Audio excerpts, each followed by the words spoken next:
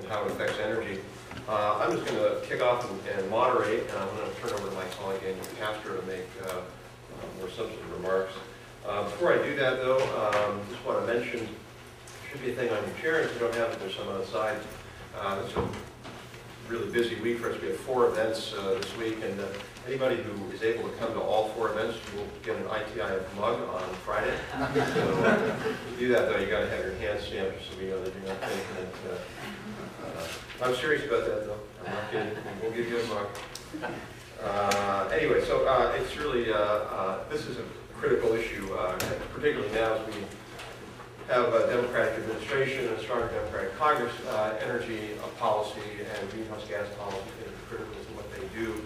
And I think it's important to understand both the impact of IT as well as the role that IT can play in solving these problems.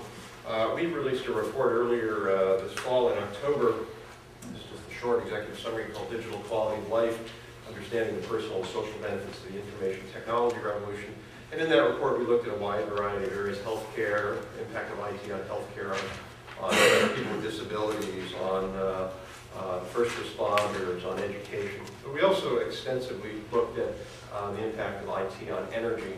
And so my colleague Daniel Castro, who's a senior analyst at ITIF and did a lot of the work on that chapter, is going to make some opening remarks. And then we'll turn it over to colleagues from industry, the IT industry, will talk a little bit about what they're doing specifically, and then we'll have a little bit of time for Q&A. I should also add, there are some things that Congress can actually do that are quite proactive here. We issued a report last week called Timely, Targeted, Temporary, and Transformative Crafting an Innovation-Based Economic Stimulus Package. And we proposed a number of initiatives that could be put into effect in 2009 very quickly, but would also have longer-term benefits, one of them being tax credits for investments in green IT. So I'll start with Daniel, and then after that, we'll go to Matt Krupnick, who is Government Affairs Policy Council at Dell, talking about what Dell is doing. Then go to David Isaacs, who is the Director of Government Affairs at HP. And then if Jennifer makes it, we will turn to Jennifer Sanford, who's Senior Manager, IT and International Trade and Environment, Global Public Policy and Government Affairs at Cisco. Then, to my immediate right, Jeff Brueggemann, who's Vice President of Public Policy at AT&T, to talk about how building up broadband networks is spurring green IT. And again, if my colleague Link Hoeing comes, we'll hear from Link, who's Assistant Vice President, Internet and Technologies at Verizon. So we'll get through this quite quickly. Dan will probably talk for about 15 minutes, and then our industry colleagues will talk for each about 5. And then, as I said, we should have plenty of time for Q&A, and we'll wrap up precisely at 10:30.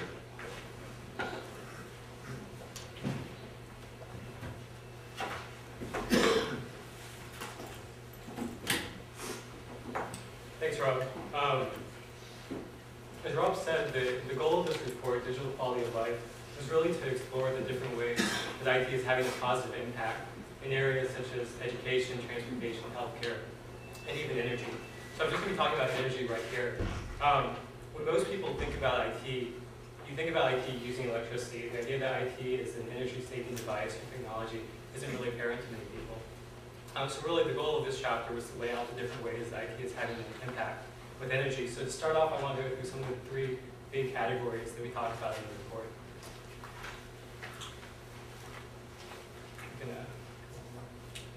So the first area that we talked about is this idea of substituting something virtual for something physical. And the best example of that is dematerialization. So for example, if you think about movies and music, traditionally you would go to a store, you go in your car, you drive, you buy a CD and a DVD. Instead, you can go online now, buy it, send an MP3 off of iTunes, download the movie from Netflix. This is substituting bits for atoms. It's actually a very energy efficient way of doing things. Not only do you eliminate the trip to the store, you also eliminate the shipping from the wholesaler to the retailer. And then you also eliminate all the energy used in the actual production of the CD and DVDs. So there was one study out there that found that if you completely eliminated all CD and CD case productions, you'd save 42 million gallons of oil a year, and you'd eliminate 500,000 tons of greenhouse gas emissions. You see the same thing with newspapers. With the internet, we've seen a decline in newspaper circulations. As newspaper circulations have gone down, more and more people are going online to get the news. This substitution has a positive impact on energy use. One study found that reading the news online has prevented 7.9 million tons of greenhouse gas emissions from being released. So these are big impacts even in small areas. Next slide. Telework is another area that most people are familiar with. I personally am teleworking from Atlanta for time now, so I have a lot of experience with this. It's definitely something that's growing right now. 5.4 million people telework in the United States, and that's about 3.9% of the U.S. workforce. And it's growing. You have companies that are leading the way, like JetBlue. JetBlue has their reservation agents that can work from home. Sun Microsystems has 56% of their employees participate in their telework program. And they've realized huge benefits already. To go back to the Sun example, Sun saved $387 million in office space. And this isn't just a financial savings. When you reduce these office space requirements, you're also reducing the energy used to heat and cool that office area. It increases work productivity when you telework. I definitely have to say that with my employer in the room, but it is true. They have done studies on this. At Best Buy, telework is the corporate headquarters of Best Buy found that a 35% increase in productivity among the teleworkers. There's other benefits to employees. Employees have more flexibility. With this, employers are able to retain talented workers. But the big savings, of course, is that employees don't have to commute to work. This is a time savings. It's also an energy savings. There's a kind of peripheral savings there as well.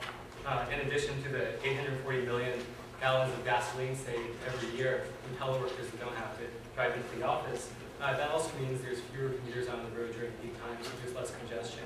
It turns out that congestion during peak times actually wastes billions of gallons of gas every year. So that's another big savings. I just ask people in the back, there's 2 seats up here, if you could come on up just so there'll be room for people to come in. Thank you. The third example we talk about is video conferencing. Companies like HP and Cisco are offering telepresence technology that delivers high-quality audio and video. So it's really like having a face-to-face meeting in these virtual meetings. Now, obviously, you still have some travel. This isn't eliminating all travel, but it is making a difference. It is reducing total vehicle miles traveled. It is reducing air travel, and it is cutting costs and saving energy across the board.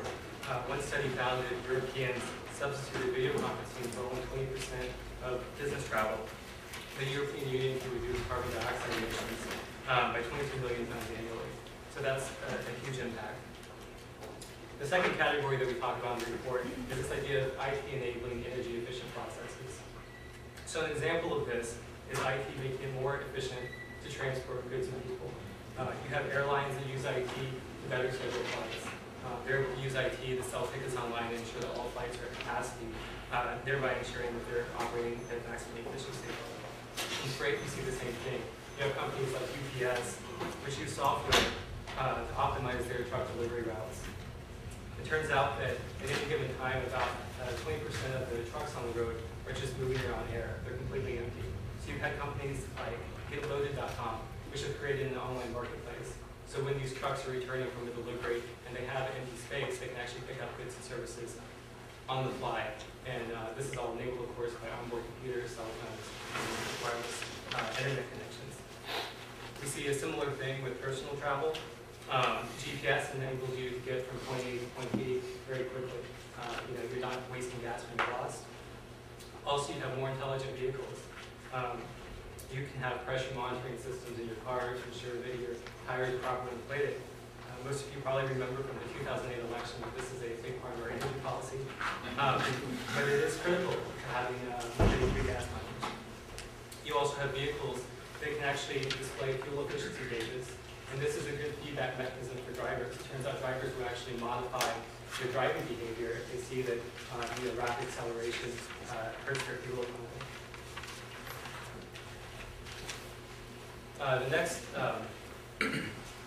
The next example of an energy efficient process is e-commerce.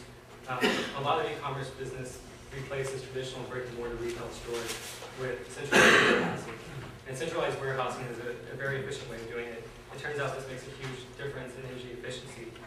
So for example, the energy in selling $100 of books in a retail store is 14 times higher than if you were just buy those books online. The next category that we have is energy production consumption, where IT is helping facilitate this. So the best example is IT facilitating wind and solar production. With wind, IT is used to automatically adjust the blade angle of wind turbines, and that helps ensure that the wind turbines are operating at their maximum efficiency. You also have companies like 3Tier that use computer modeling to actually go out and figure out what are the best places to situate these wind farms. Again, maximizing efficiency. You see a similar thing with solar panels, where you have automated solar panels. They can adjust to the sun's movement, they can adjust to the temperature, or the weather patterns, cloud cover, and again, maximize efficiency.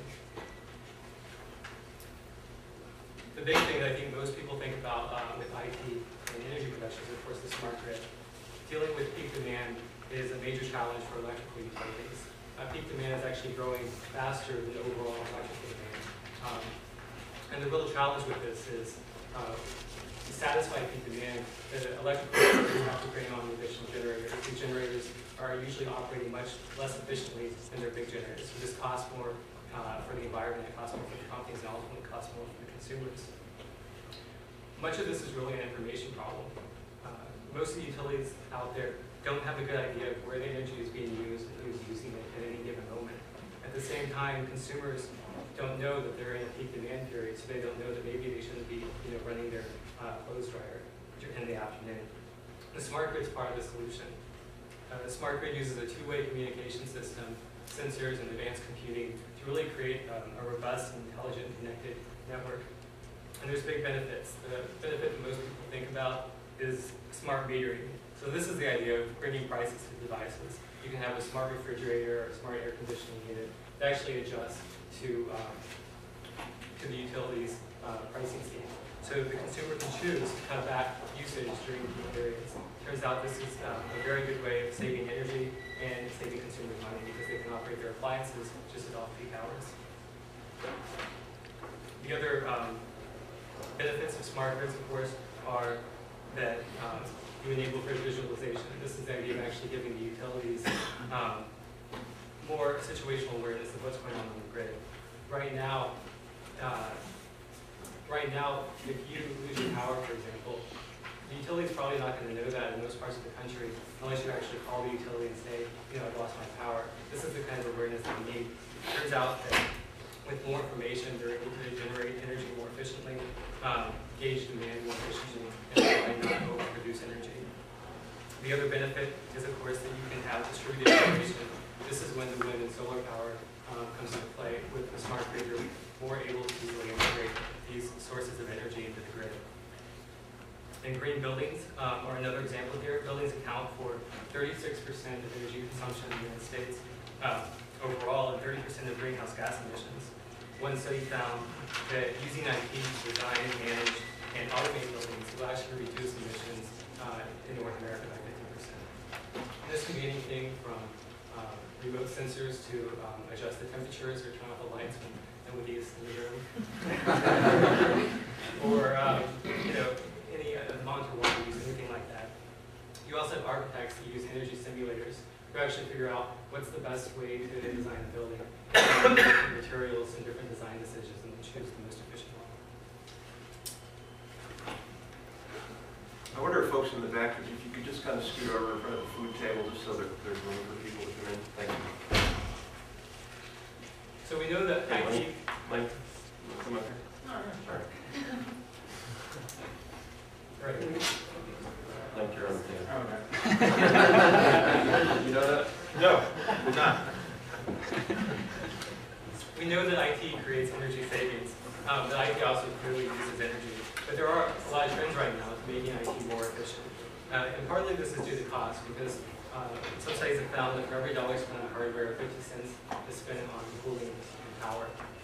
So one of the big areas is data centers. How do you make data centers more efficient? The big trend here is, of course, virtualization.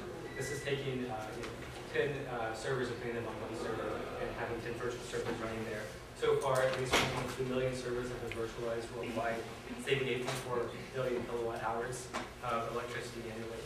We also have better cooling in data centers. So HP has used 3D computer modeling to make cooling in data centers more efficient. Desktop PCs, you see a similar thing. Unmanaged desktop PCs can waste up to half the energy they consume. Using more efficient, energy-efficient processors and better designs, you can cut that back. Also, Dell's been very good at putting in software-based power management. They found that they were able to reduce the energy from 89 watts per hour to 5 watts per hour of the desktop PCs using better power management. Of course, the big question is, what's the net impact of all of this? It turns out this is a little complicated for the simple fact that IT is a major driver of economic growth. Whenever you're increasing economic activity, you're probably increasing energy output or energy use. But we can say that overall, economic activity is becoming less energy intensive. So that means energy intensity or energy use per unit of GDP is actually going down. And there's lots of stats about that. One of them I think is the best here is for every unit of energy consumed by IT, there's a corresponding savings of 6 to 14 units of energy. Our report also looks at a number of kind of forward-looking studies that want to see what's the impact of IT in the future going forward. How can we use it to reduce energy? So we have a number of these up here. For example, in Japan, IT could cut carbon emissions by 40% by 2050. These are huge savings that we can have looking forward. And looking forward, it's clear that IT presents a great opportunity to save energy and reduce carbon emissions. The big question is, how do we get there? So as Rob mentioned, we've put together a number of public policy principles, and you can go into more.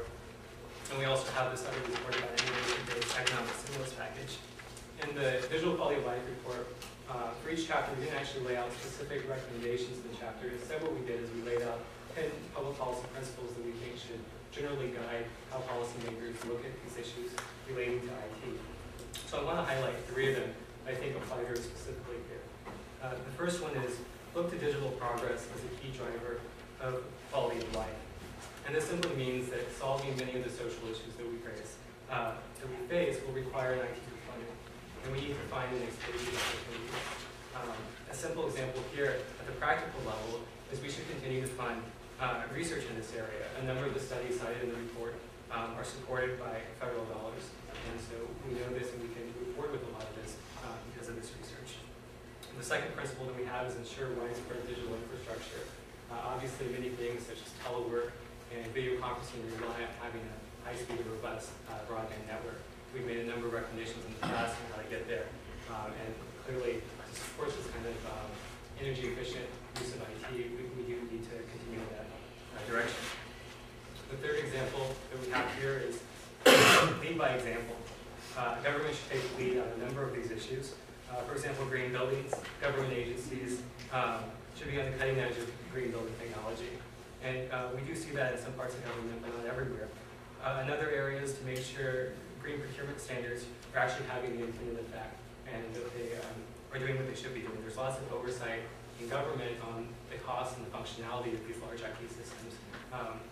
We should definitely be making sure that there's also oversight in how energy efficient they are. Of course, telework is another area where government can lead, and we have seen some progress there. Just recently, GSA set a goal of getting 50% of their eligible employees to telework at least 1 day a week. That's a great goal. We can roll that off to the rest of the government. As Rob mentioned, we have another paper that we just put out about a week ago on an innovation-based economic stimulus package. And within that, we talk about not only do we want to, if we have a second economic stimulus package, we want to have a short-term boost to the economy. We also want to ensure long-term growth. So we do make a recommendation in there about creating a more generous one-time tax incentive for businesses and homeowners to invest in small energy-efficient devices. So this can be anything from more energy-efficient computers and servers to very specific proposals such as giving companies that reduce the power consumption in the data centers by 50%, a 50% tax credit on any qualified expenses. With that, I'll go ahead and turn it back over to the panel. I think we're right about 15 minutes, and I'm sure we'll get any questions from there. Dan, thank you. And I apologize to everybody from the side of the room. It turns out we have a lot more people come than RFP, which is good for us, but bad for you. So, Matt.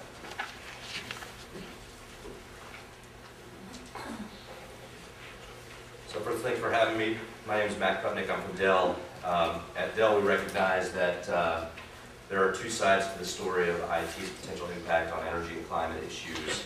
The first is the micro story, so really how we improve the greenness of our products and our businesses, so reducing the 2% of energy that IT uses, and then also the macro story, which you've heard a lot about today already. So how IT tools can be deployed to reduce the rest of the energy that the economy uses, the 98%. We do think that the macro story is where the real opportunities lie, and you'll hear more about those solutions from my fellow panelists. But I'll say one thing about the macro story. Launching this week is the Digital Energy Solutions Campaign, so a group of companies, technology companies, communication companies, that are seeking to describe the benefits that IT can provide to drive efficiency across the economy. So you'll hear more from that group in weeks to come. I'll spend my time talking more about the micro story. So we recognize at Dell that the 2% is a large number ultimately, and the impact of our industry and products should be minimized. I'll spend a few minutes discussing how we at Dell and the industry focus on minimizing that. At Dell, our strategy is, we see it as a life cycle approach, which starts with product design, really goes through supply and operations, through customer use, and ends with proper disposal of our products. So, slide 2. Desktops and laptops are still, and monitors are still the largest share of IT energy use. At Dell, we first focused on power management. Daniel mentioned Dell enables power management at the factory on all of our products. It really provides customers with the opportunity for the largest energy savings at really no additional cost premium. Also, we allow our customers to configure the most energy efficient systems with power optimized components such as chassis, power supplies, etc. We also provide online tools for customers so they can calculate the energy savings of these energy efficient configurations. And in May of this year, Dell committed to increase the efficiency of our products by an additional 25% by 2010, and that's really pretty remarkable given that it includes the efficiency gains that our products have already achieved. For instance, our highest volume desktops are 50% more efficient than they were in 2005. So we think an additional 25% is pretty significant. Daniel mentioned another power management story at Dell. We have employed within our operations across our employee desktops network-wide power management. So the computers that would otherwise be on all night waiting for software updates to be pushed from IT are now automatically remotely powered off and then powered up when these software updates need to be pushed out. So it's resulted in significant savings for Dell, $1.8 million I think this year, 40% of our energy costs from our IT install base, and it paid for itself in 4 months. So there's a white paper online about that. So on the next slide, I'll talk a little bit about data centers. So though PCs and monitors are still the largest share of IT energy use, increasingly data centers are in focus. The bottom line with data centers is that there's no single solution to driving down the energy use of data centers. Any one of these can offer gains, but significant gains are really achieved through comprehensive or holistic approaches that start first with efficient hardware. So for instance, our Energy Smart PowerEdge 1950 is 478% better performance per watt than the previous generation 1850. But it doesn't end with efficient servers. Efficient utilization of those servers also provides significant gains. Virtualization technology allows the consolidation of a large number of servers into a smaller number. So it's not uncommon to get 10 servers able to be consolidated to do for one server to do the work of those 10. Advanced cooling technology improves the efficiency of data centers, and also the design and operation, including the layout of data centers, can also have impact to lower the overall energy use. So again, the bottom line is that a comprehensive approach is appropriate for data centers, and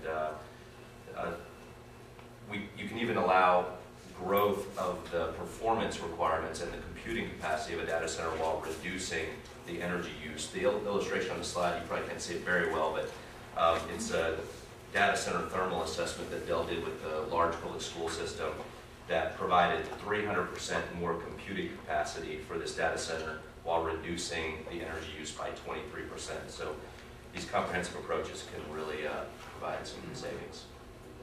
Next slide. We think there are some policy pitfalls for trying to drive energy efficiency with policy, the first of which is a lack of harmonization. We're global companies with global sales and global products, and individualized, especially component level regulations can drive unnecessary cost and complexity into products. Second, green procurement standards should take care not to focus especially on component level efficiency, where you can add only marginal benefits at high cost added to the systems, or even in some cases drive up energy use of the whole system while driving down energy use of a particular component. Finally, we think governments can lead by example here. With the complexity of IT efficiency, governments can partner with industry to green their own IT and ultimately become centers of excellence or best practices. In fact, an industry group called the Green Grid that's working on data center solutions has recently teamed up with the EPA to green one of their data centers to become a center of excellence for the private sector and others. My last slide here is on embedded energy. We realize that the micro story doesn't end with our products, but also includes the energy use of our operations and our supply chain. At Dell, our operations as of this year are carbon neutral. We have among the lowest carbon intensity in the Fortune 50, and our global headquarters is 100% green power. And we also realize that our environmental impact reaches back into our supply chain, so our efforts to improve those environmental impacts reach back also. Our first-tier suppliers are required to manage their greenhouse gas emissions and publicly report what they're doing. And we're also one of the founding members of the Carbon Disclosure Project's Supply Chain Leadership Collaboration, which is helping suppliers to reduce their carbon impact even further. So thanks. Look forward to any questions you have. Thank you, Matt. David Isaacs with Hewlett Packard. Good morning, thank you for having me. So we tried to coordinate, and rather than bore you with examples of what each company is doing, I think Matt gave a good overview of some of the examples that Dell is doing, and HP is undertaking similar initiatives with better results. But, no, seriously, I think it just demonstrates that the industry as a whole, individual companies are taking this very, very seriously in addressing that 2%. But as Daniel mentioned in his opening remarks, and as Matt underscored, what we think is the real opportunity here is the macro story. So the 98% of emissions from the rest of the economy, that IT can play a role in contributing to reducing those emissions.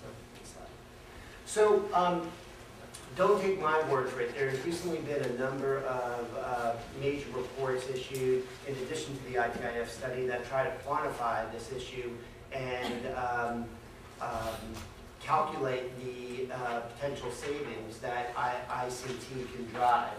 And I've just taken a few quotes and cited a few of those studies, but so just you can read them yourself, but they're really quite dramatic, and that's what we're trying to push. Matt mentioned the Digital Energy Solutions campaign, which is being launched, and really that's the goal there is to try to get the word out on this initiative because of the great promise that ICT has in driving economic growth while at the same time reducing emissions. So I think some of those reports are cited in the study, and I would urge you to take a look at that. Next slide. So This is covering some of the same ground that Daniel covered in terms of what the 98% can do and how ICT enables reductions in that area, whether it's reducing energy intensity or substitution of carbon-intensive practices for less energy-intensive practices. We've mentioned a few of these things, telework and telepresence.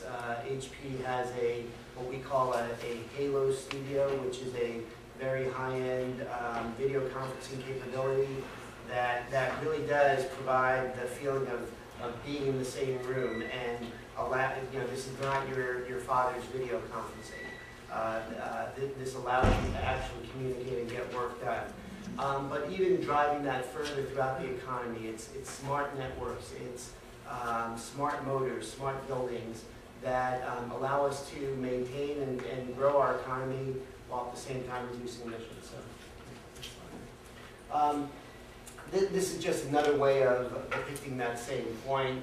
Some of the things that have been mentioned already of how information technology can drive these improvements. And it goes well beyond getting your music online versus buying a CD. That's sort of a tangible example, but this is really the dramatic changes that technology is driving in ways that can reduce emissions.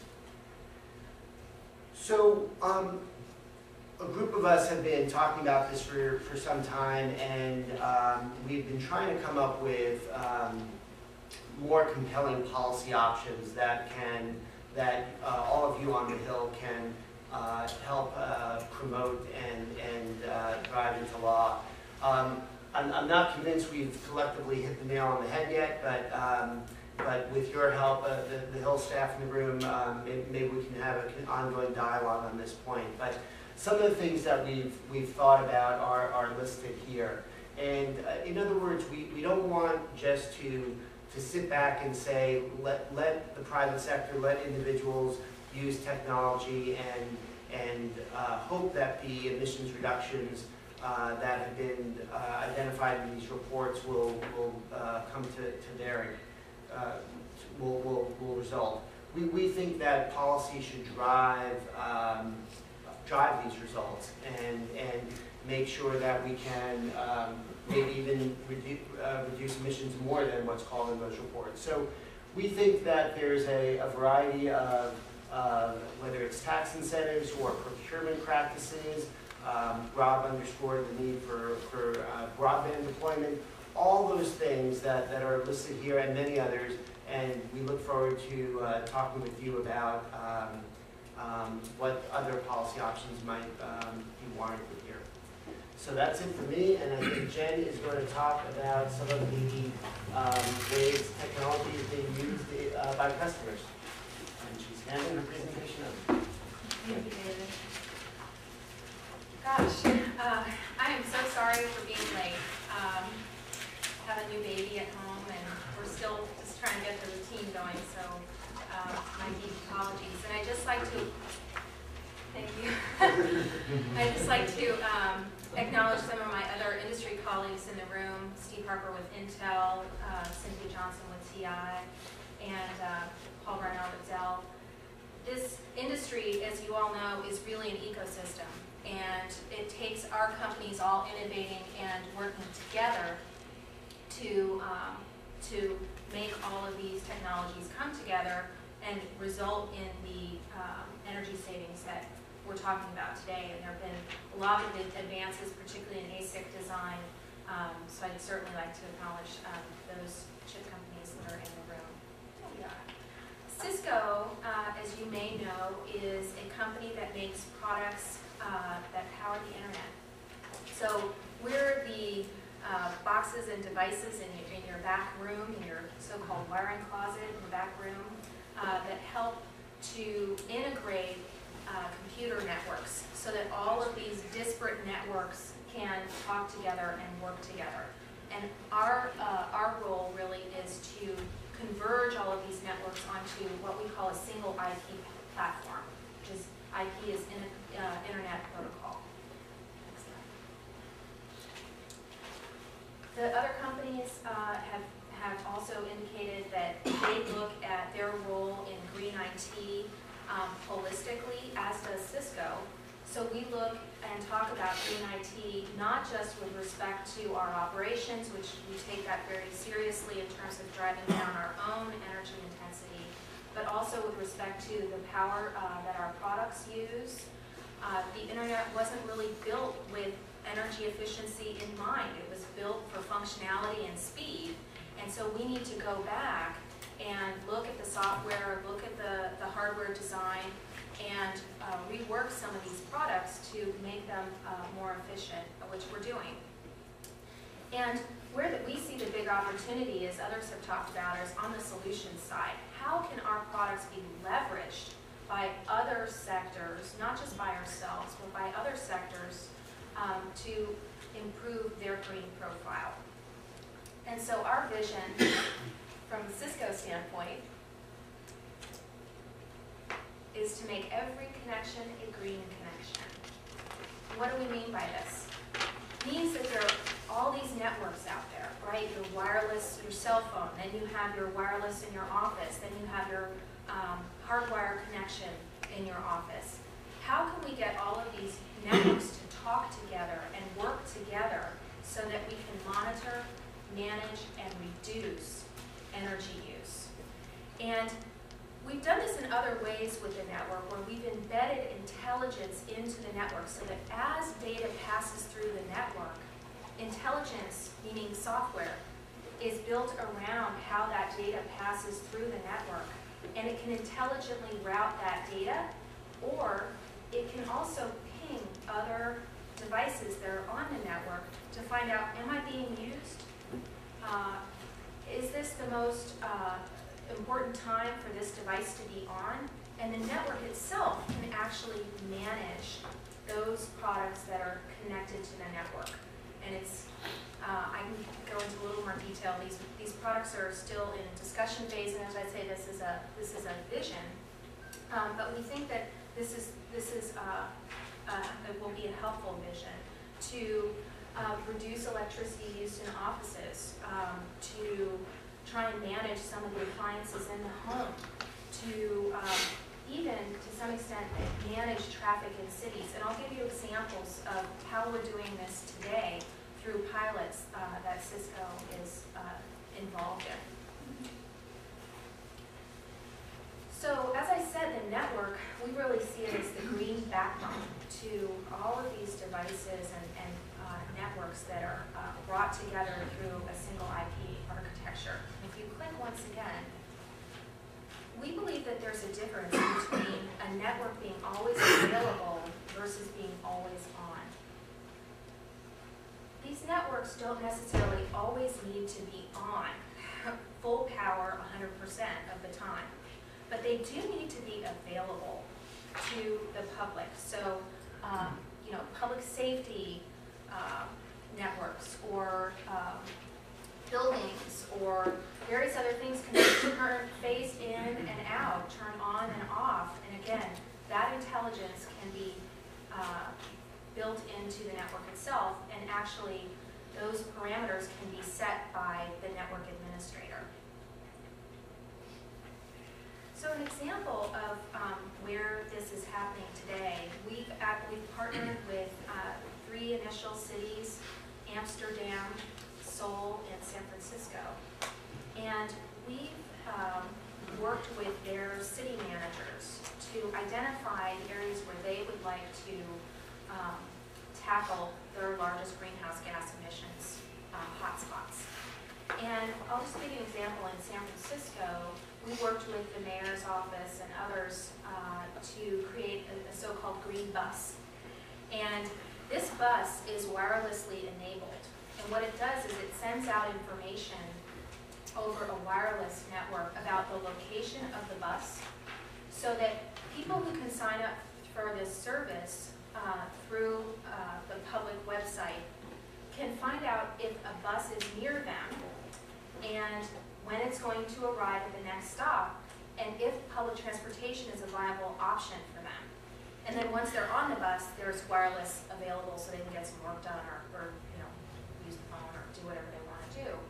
But the point is that we found that one of the main reasons people don't use public transportation is they find it unreliable. They don't know when the next bus is coming. So in this way, by partnering with the city, we can increase the transparency and therefore more people have access to that information. And for some of the other cities as well, we've created, again, on a PDA, through PDA information, we can tell you about traffic conditions and help you calculate the least carbon-intensive way of getting to your destination. So we're trying to come up with some innovative ways, again, partnering with public sector to integrate this information and get it out to the public. The next big area we're looking at is smart grid. You've heard smart grid talked about quite a bit, and Cisco is involved with a group called the Gridwise Alliance, and we are working with other smart grid technology providers and utility companies to try and increase the deployment of smart grid technologies in what is essentially an outdated electromechanical electricity system. So this is everything from smart meters in the home, which will be connected on the outside of your home, that will send information either wirelessly or through a fiber optic line back to the utility. So they have information about how much energy your home needs, when, and how, and then they can plan a little bit better what types of resources they need to have online through their distribution and generation systems. So again, we see a single IP network converging all of these different pieces of information from the consumer and back all the way up through the generator to bring on renewables. There's some concern about the reliability of the grid if renewables are brought on to the grid. Again, IT can help smooth that transition. We're also looking at ways that IT can be integrated into the plug-in hybrid opportunities that we're looking at. And how do we empower the consumer, right down to the consumer level? How do we empower you and me to change our behavior when it comes to our use of electricity and energy in the home? So these are really exciting areas. There are a couple more. I'm not going to go too much into data center because others have spoken about it. But again, big opportunity here for virtualization of those resources. A lot of the information can be actually housed in the network itself as opposed to housing it in storage devices and other places. This can be done virtually in the cloud, believe it or not. Connected real estate is something that Cisco's been doing for quite some time. Our workplace resources group has been using our IT tools to manage our buildings, both our Cisco-owned buildings and our leased buildings. And we are able to integrate the control and management of various building networks. So everything from your HVAC systems to your lighting to your IT resources, all of that information can come in and be converged into a single platform. And we've, through the sensors and embedding some intelligence into the network, we're better able to manage our buildings and also to improve the planning of buildings. So if you click to the next slide, this has led to what we call our Connected Workspace initiative. And what Cisco is doing is, because of mobility, fewer people actually need an office per se. A lot of people are working from home or they're working on the fly because they can access a network wherever they are. What we've done is we have created drop-down stations, several buildings where people can just come in if they need to be on campus. They can come, they can drop down, but they don't necessarily have a permanent footprint, if you will, in our headquarters. And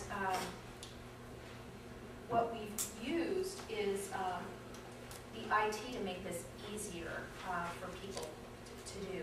And what we've calculated in a 100,000 square foot office, we've saved almost 3,000 tons of CO2 emissions by rationalizing these workspaces. And next, David had mentioned Telepresence, which is a new technology. It's not your mother's video conferencing equipment, as David says. This really is an experience. These are high definition, 2 times the high definition video screens, lighting, acoustics. Our Telepresence suites really need to be felt and experienced, I think, to appreciate just how lifelike they are. And Cisco has been using the Telepresence I think we have it deployed in over 130 offices. And this is over a 2-year period. So we've calculated that the carbon emissions of one Telepresence session, so this is, building the screens and the electricity used to run this a 1-hour session, etc. That 98 Telepresence sessions, you can have 98 Telepresence sessions for one-way flight from San Francisco to Tokyo. So we're trying to encourage our employees to use the technology as opposed to getting on a more carbon-intensive flight, for example. We've avoided the need for 37,000 external meetings. We've saved over $148 million. We've saved just over 73,000 metric tons of carbon emissions, and that was equivalent to about just over 8,000 cars off the road. So Cisco is very excited about this opportunity, and we're going to continue to intensify our use of the Telepresence technology.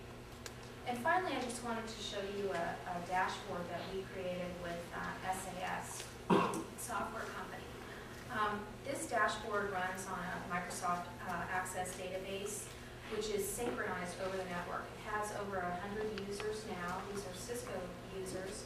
But we actually posted this software in the database online last week so that other users could come on and use the database and also help us maybe to improve it. But it's an analytical tool. And what it does is, right now, Cisco has over 90% of our owned and leased sites that are inputting data about their energy use into this tool. And there's information about electricity use, natural gas, diesel, propane, light fuel oils, and refrigerants. And it converts all of this data into greenhouse gas emissions equivalents. And what we can do is run reports about the energy intensity of our sites.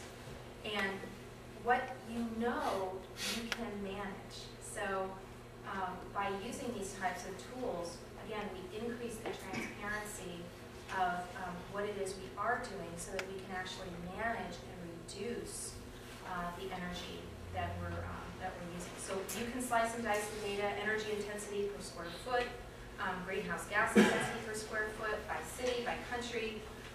It's really very versatile, and we also use it as a planning tool so that if we're going to build a new building, we can actually input hypothetical data in there and see which setup might be the least carbon intensive setup. So that's actually, I had one last slide about our green change agent and how we all now have a real opportunity to influence the way our country uses energy, and the IT industry definitely wants to be a partner with you in leveraging our ecosystem and applying it not only to ourselves but to other sectors. Thank you. Thank you. Lane Cohen from Verizon. Thank you. I worked on the Hill back in the 70s and 80s, and I know that's eons ago, but at the time, Howard Baker was the majority leader when I left, and he used to have a saying that everything's already been said by everyone, but not by me.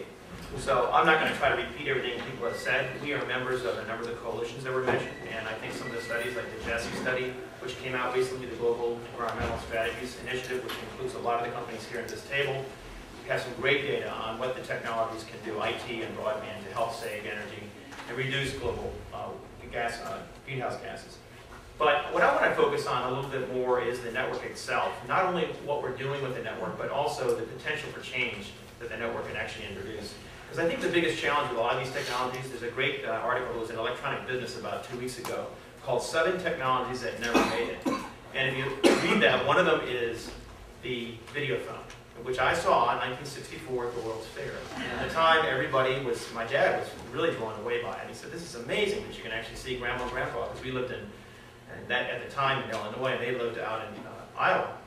It'd be great to be able to see them. Well, the big hang-ups were, number one, cost. It cost almost $35 a minute to be able to use the technology. And secondly, it didn't have a long-distance component. All you could do really with it at that time was local communications. Well, you could walk in many cases to your neighbor to be able to do something, so why did you need a video phone? So it really never took off. The protocols were in development, the capacity to be able to do what was being built, but it just never really reached the phase where it was doable. But I think a second thing, which is even more important, was in a lot of the survey work, and again, read this article, you'll find it fascinating, as to why people didn't use the technology. And they did focus groups. A lot of it was people were afraid that they would be seen naked or be seen in a kind of compromising situation. And they didn't really know how the technology could be used. You could turn off the screen, for example, pretty simply. But it just didn't appear, it was something people didn't know because they were used to using phones.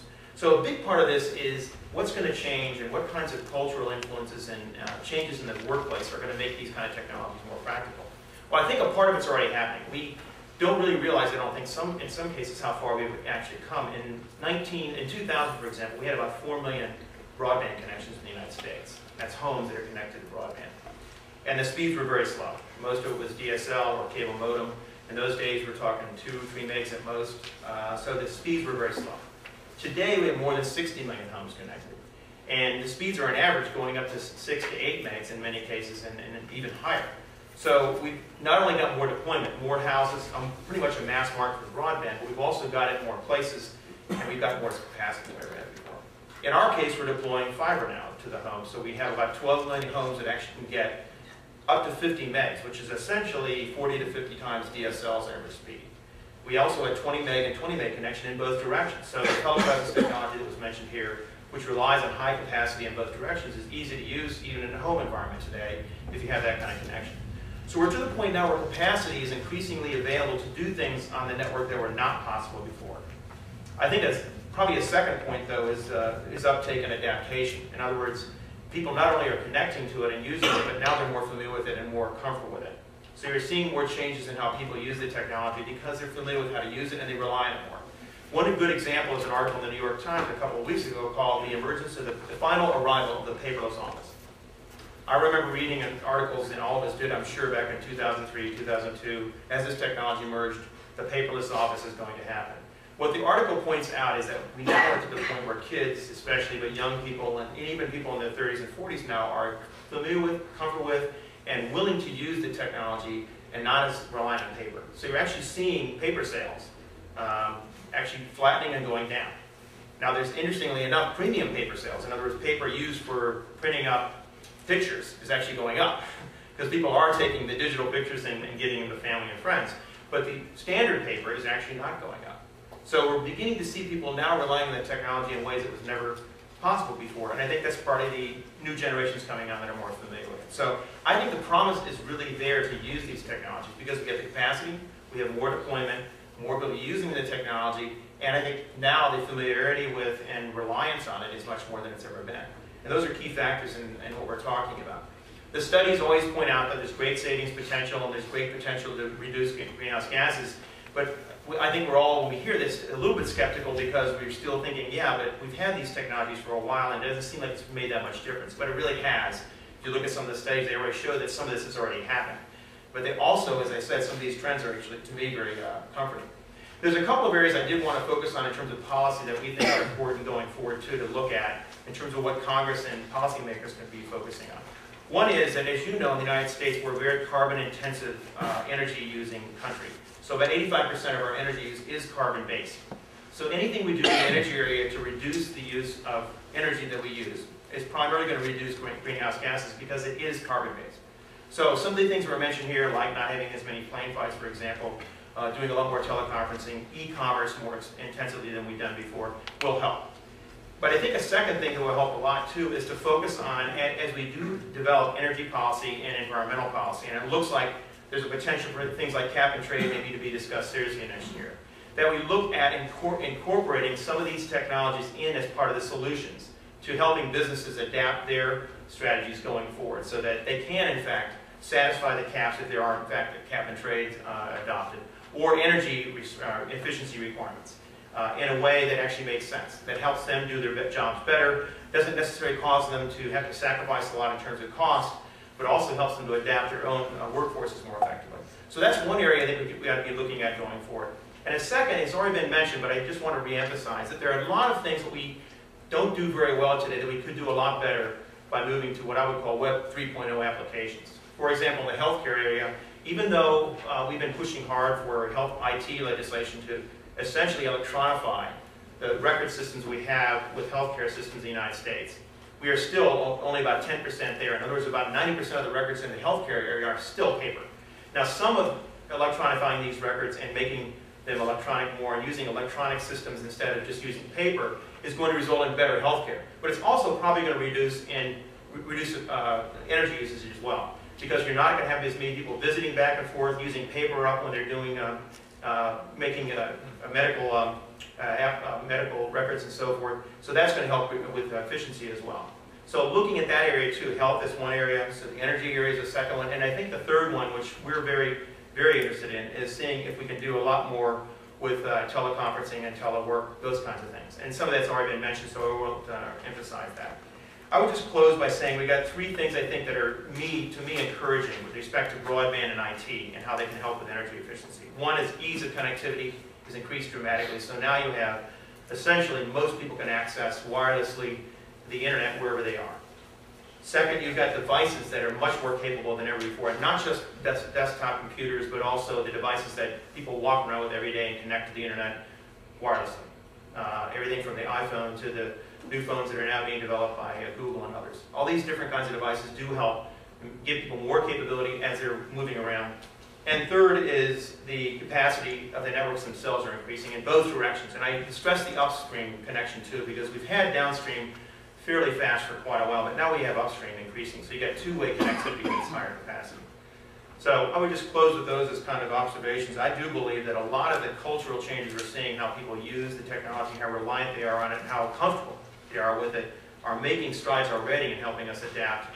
And I think the things that you're doing today to focus on this with a lot more intensity, to keep it in the radar screen, is going to help us too to adapt our policies to do a better job of saving energy and reducing greenhouse gases. Thanks. Great. Thank you, Mike. And last, Jeff Ruberman from AT&T. Thanks, Rob. So I get to go last and build on what everyone has said, and I really want to reiterate what Link said. I mean, broadband is a key foundation for all of the great things that ICT can unleash for environmental. And I think it's the availability, but also it's combining the access of the broadband network with the applications and the services that are going to allow, whether it's consumers or business customers, to actually take full advantage of it, that I think is really unleashing the power of this ecosystem, as Jennifer said. And I think that's, when you talk about replacing the physical with the virtual, it's a great example. You know, telework has been talked about for 20, 30 years. And now that we have broadband capability, you know, really into the vast majority of the homes and the vast majority of the businesses, you have the platform there to really start to take advantage of it. And now I think you're seeing the next step, which is the applications and the services. So, you know, at AT&T, I think well more than half of our employees can access our corporate network, you know, on a secure connection from home. That's a key enabler to allowing this to to really spur the flexible work and the telework capabilities. We offer services for call centers. So when you talk about Best Buy and other companies that have really moved to allowing call centers to be done at home, you need an integrated solution for those customers to really make that happen. And those are all really rolling out now. When you add mobile on top of it, I think it takes it to a whole different level. So I think on the replacing the telework and also replacing the travel, I think we're at a point where the tools are there, and it's how do we get the right incentives to get people to use them more. I do want to make a point. We partner with Cisco on the Telepresence, and just to reiterate what Mike said, I mean, as a network engineer, that is the most challenging problem you can tackle, which is real-time communications combined with high-definition video in two directions. And the fact that this service is now out there, I think, is enormous potential. Right now, it's for large businesses. I think we're going to see that really much more widely available, even down into the consumer level, as Len said, with the combination of the software and the platform with the underlying broadband capability. And we're also enabling one company to talk to another company. So now you can have a teleconference call or telepresence call between AT&T and Cisco, and that's also involves a lot of network engineering underneath it. So I think in that area, the opportunity is there today, really in the short term, and it's how can the government and policymakers really spur the use of what's happening already. In the some of the network, intelligent network areas, I think we're at the tip of the iceberg on what is really an exciting opportunity. We offer GPS phones, and we do that with fleet managers, so you can send your trucks out in the most efficient way possible.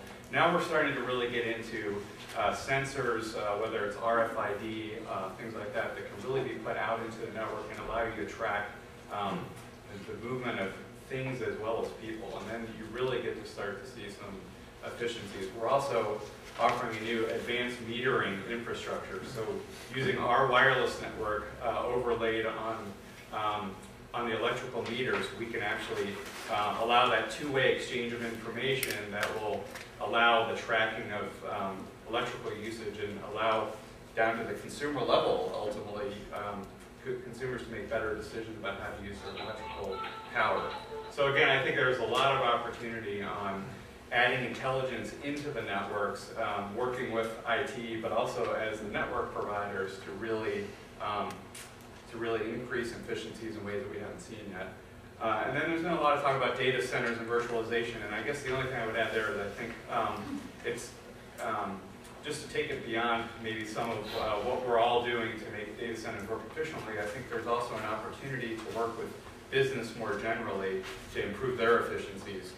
For example, think about it in terms of computing power or applications on demand. So if we have 5 smaller, medium-sized businesses who have data centers that they may be operating at 15% capacity, and that's a number that we have seen out there, then by pulling it all together onto a larger network, we can consolidate into a larger data center and give people the access to the capacity when they need it. And that on-demand is a really powerful way to save energy and drive efficiencies. So again, I think we're seeing the trend just starting there, but I think there's a great opportunity for incentives and government policies to really take what's already happening in the market and give people even more incentives. And I would hope, as Link said, that any carbon legislation or greenhouse gas legislation would give businesses the real capabilities and opportunities to take advantage of what's happening and use that to drive their own efficiencies.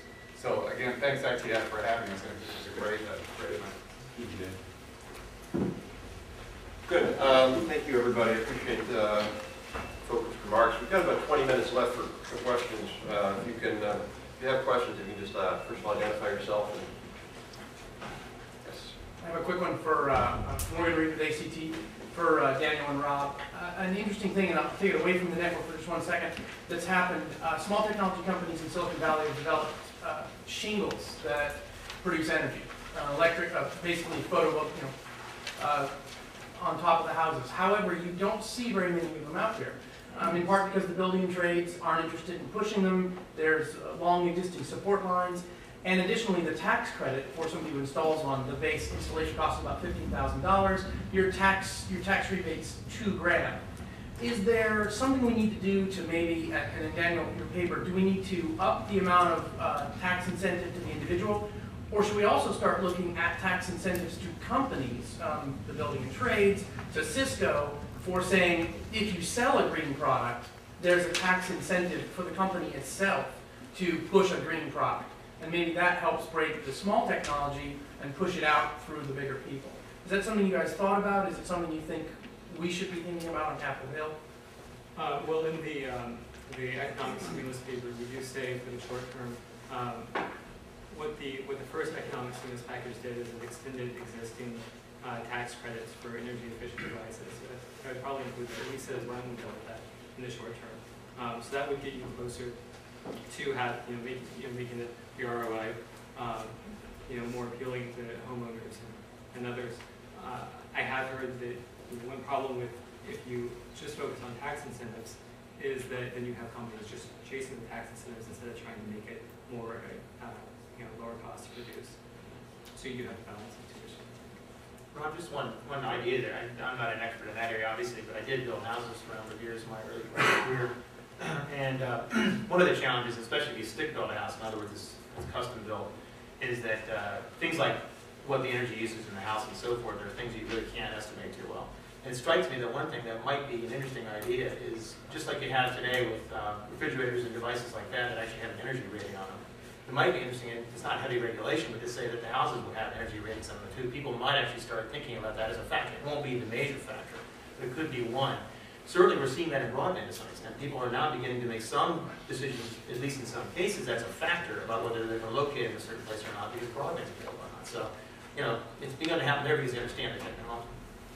I mean, Morgan, just your point, ultimately for this to work, it has to be companies that get the benefit out of this, because I can't figure out who should I hire. Basically I need my utility to come to me with a package and says, look, Rob, for X amount of money on your bill for the next 5 years, we'll install this. It has to be that sort of wholesale basis. We can't just rely on individuals. It's really too hard to figure it out. Why don't we go here and then we'll go here. Hi, Victoria Cosmides with IBM. This is directed to Jennifer, David, anybody who might know of any asset management models out there that are green oriented, whether it's for disposal of equipment or maintenance of equipment. Can anybody speak to that? Asset management models, meaning software programs? Hardware mostly. Okay. Are there any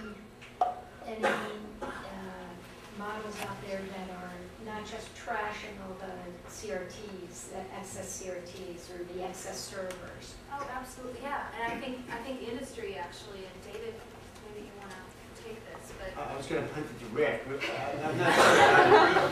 I'm not sure I understand the question, but in terms of just managing hardware and getting it from the user to a recycling facility, the logistics of that, is that what you're asking about? I actually don't know how to ask the question because it's so new to us. We end up with out-of-date servers, unusable servers. What do you do with pieces? Yeah, well, there's clearly a growing infrastructure to manage those products in an efficient way, and there could be net energy savings depending on the circumstances of the products, and that's somewhat a different issue, I think, than we're addressing here. Although I think Rob mentions the e-waste challenge is one of the challenges going forward, right? But we think there could be materials savings and energy savings associated with recycling, but I'm not sure what you mean by an asset. Hardware assets. Yeah, let me say something about that. I was just going to say, in our contracts, in Cisco's contracts, because we mostly sell to business customers, we actually will take back old hardware and recycle it with the customers. So there are existing programs. There's plenty of information on our website about those programs, and I think that most companies on the consumer side it tends to be a little more challenging. So, for example, in California, they have an e-waste law where, Rick, is there a fee that's levied or when you purchase the computer Right. that goes into a state fund At the to help? consumer level, yes, Yeah. in California, but there are 18 states plus New York City that have laws on the books. How about for big companies like? As Jen said, for the most part, if you're talking about commercially generated equipment, it's either subject to a sales or lease provision in the contract, or a large company may have other financial or legal obligations as well.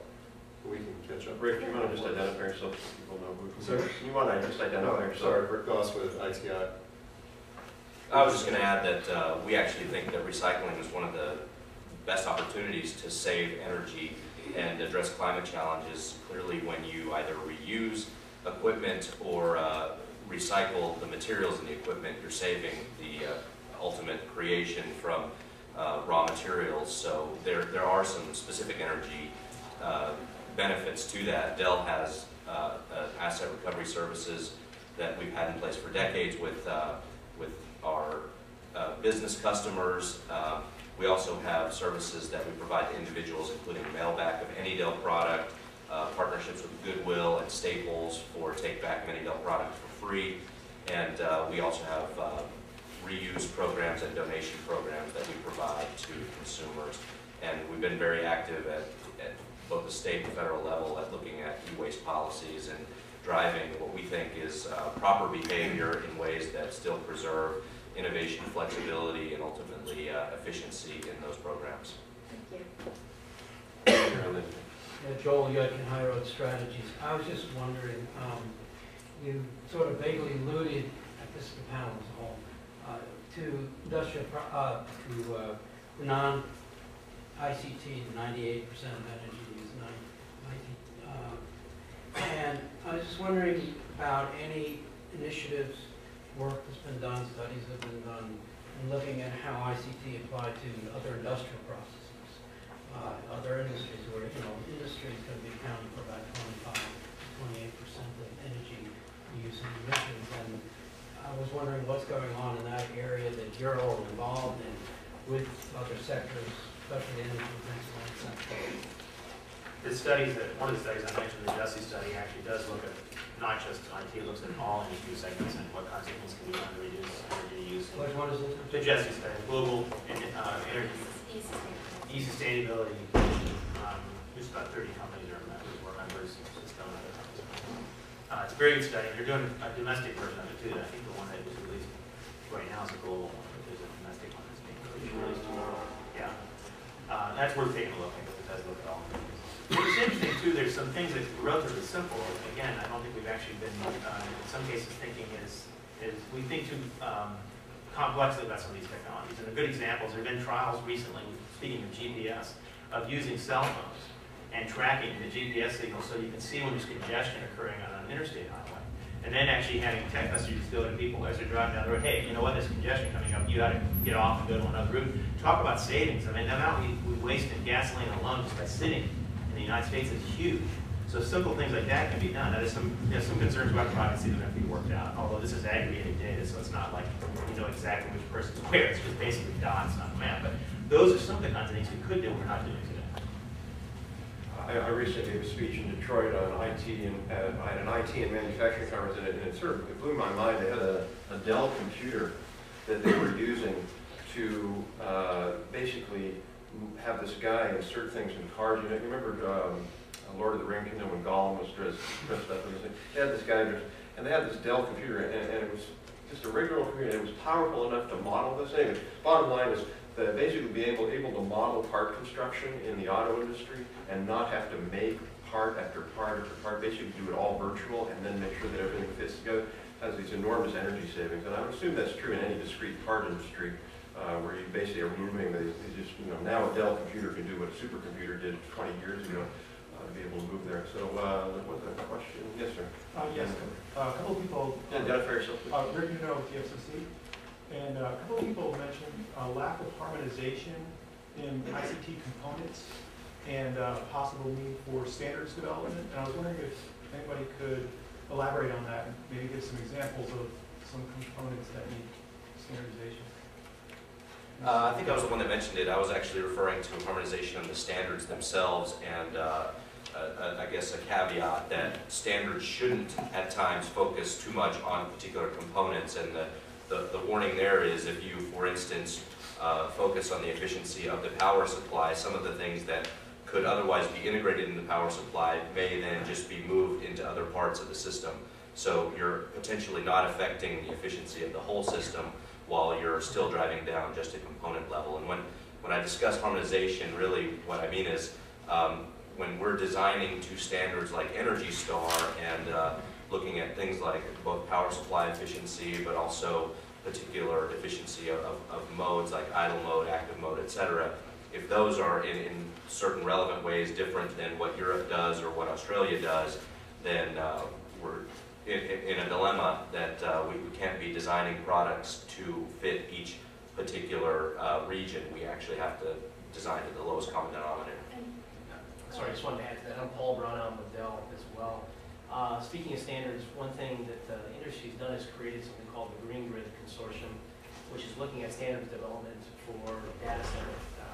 The big challenge of data centers and driving efficiency in them is understanding how much energy is going into it, and definitions and all this kind of stuff that all companies can agree on. And once the Green Grid establishes those standards, it's going to be much easier to drive greater efficiency. To that end, the Green Grid just earlier this year signed an MOU with the Environmental Protection Agency to start taking a look at establishing those standards and looking specifically at EPA data centers to drive greater efficiency. And I was just going to add on the smart grid side, there certainly are standards challenges there because many of the electrical networks are proprietary in nature. So I mentioned that Cisco's working with a group called the Gridwise Alliance, which is actually providing input to NIST, and NIST is developing interoperability standards on the smart grid side, again, so that all of these disparate networks and the devices that are attached to the network can talk to each other. I mentioned also that in healthcare, there's still a lot of the documentation is all paper, and a lot of that is because there haven't been standards developed yet that are at least national standards that allow the easy interchange of documents in the healthcare field. It's not as simple as it sounds. I was involved years ago in something called the EDI initiative, which is setting standards for electronic document interchange. And that was basically billing and invoice information between companies. It's standardized today. Healthcare, there's been a lot of work done in the regions. There are a lot of hospitals that actually do exchange information electronically, but there's not a national set of standards that actually allow the easy transmission of documents back and forth. And setting up the documents, what fields ought to be there, those kinds of things are not that simple, so it takes a lot of work. There's actually been legislation both in the House and Senate, I'm not remembering now whether it passed, I know it passed one of the houses, that would essentially set up a committee, a council with private sector involvement to help set up standards so we can move to these fairly quickly, but it hasn't passed yet. And there also is work being done within the standard bodies of, say, the telecommunications industry to improve energy efficiency. So we work through ADAS and other things. And so I think this is being worked at all levels, down to the equipment level, and as people talk about the design and the broader issues as well. So you got to look at it at all points. And I think the industry is really focused on this issue almost from A to Z. Actually, let me just add, because I was remiss in not mentioning that Cisco just put in a proposal to ADAS. This is the Telecom Industry Standardization Group, where a number of the service providers and the equipment providers work together. And we've submitted a standard to help measure the energy efficiency of a router and measure the energy efficiency of a switch.